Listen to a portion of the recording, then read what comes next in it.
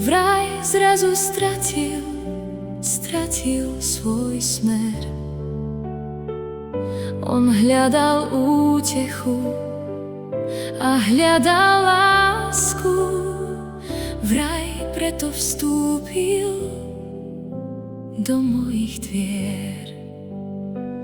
Ja som ho objala a dala mu teplo, krídla mu zlepila, lebo rozbité ich mal. On padol z toľkej výšky tu dole na zem. Ja som to vôbec nevedela, že aj anjel môže mať vo svojom srdci žiaľ.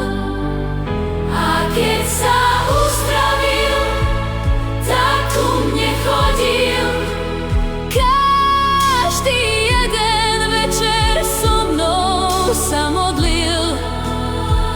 Je to môj ochranca, je to môj z neba Pán. Ja nie som sama, on nie je už sám.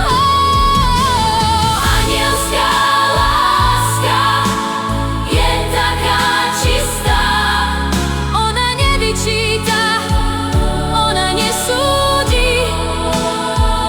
Preto tí anjeli boli zrodení pre celý svet.